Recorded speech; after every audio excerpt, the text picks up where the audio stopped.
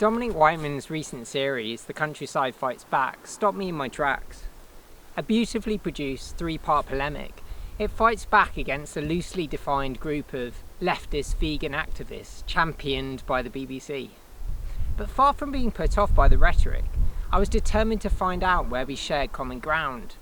If I am, as he describes me, progressive, then progress to me means finding a way to work together. And you might be surprised to realise we actually have a lot in common. I agree that the extremism of animal rights activists doesn't help our cause. Vegan lifestyles might reduce our reliance on fossil fuels, but livestock is crucial to rewilding. We agree on that principle. Dominic might be surprised to learn that I'm familiar with the brutality of the countryside as he describes it. Animals often die in the blades of the combine harvester. I've heard from farmers how deer and nesting birds may also be eviscerated when mowing fields. Just because you're vegan doesn't mean you have no blood on your hands. But that doesn't justify the unnecessary cruelty of blood sports like fox hunting, or even negate the very real benefits of veganism, like animal welfare and climate change. The BBC does indeed struggle to tread a balanced path through the quagmire of country issues. While I have worked there in the past, I now have very little respect for their editorial balance. Rewilding is often portrayed as leaving land to go wild when it's really anything but.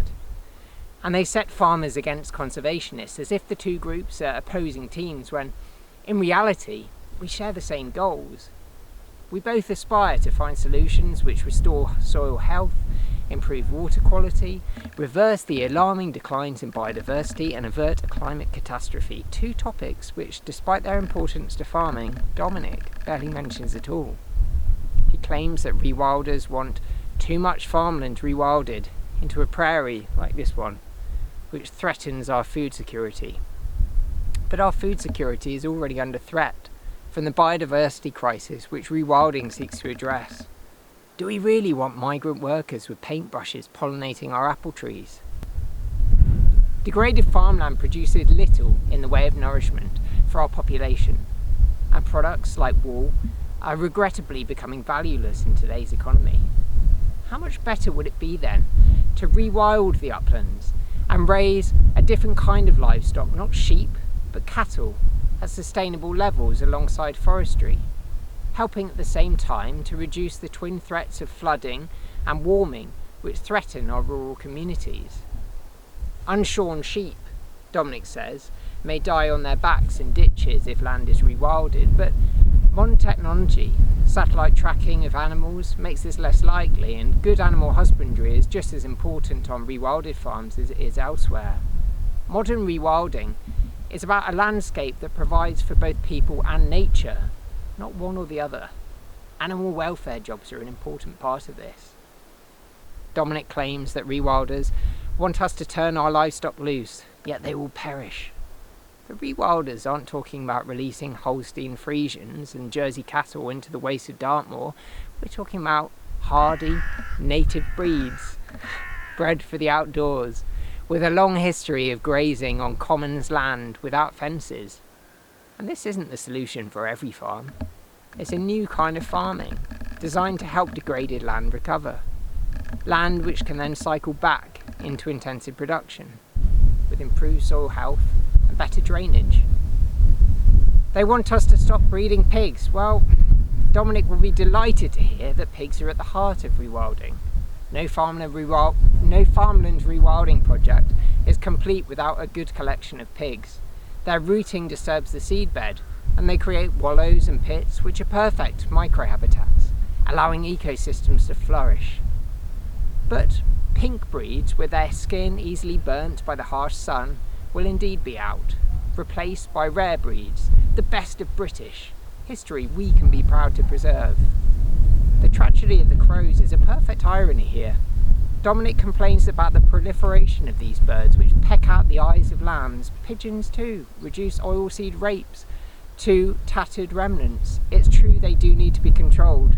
In my personal opinion, farmers should be allowed to do this themselves within reason, but the cause of these infestations is of course ecosystem collapse. The predators which kept these birds under control are missing, goshawks and peregrines are happily making a comeback in some areas, thanks to the efforts of some conservationists. By rewilding land adjacent to farms, we can help restore balance and reduce infestations of crows, deer and badgers, which threaten the livelihoods of farming communities.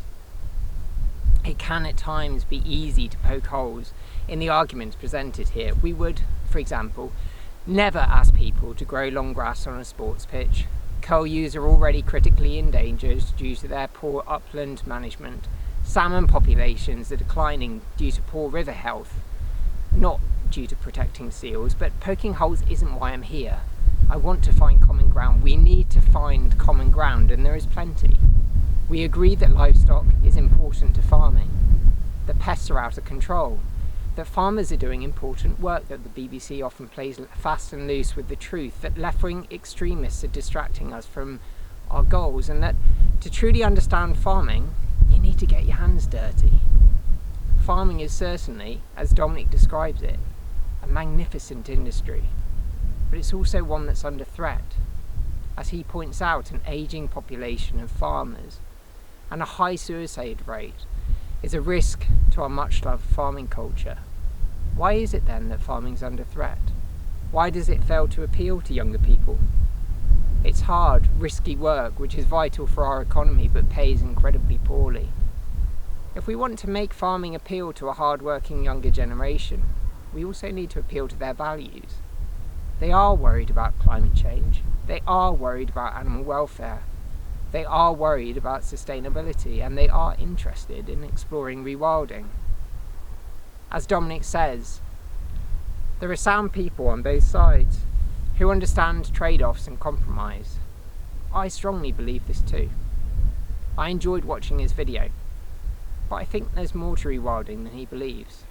I think we should keep talking, and I think we should keep listening.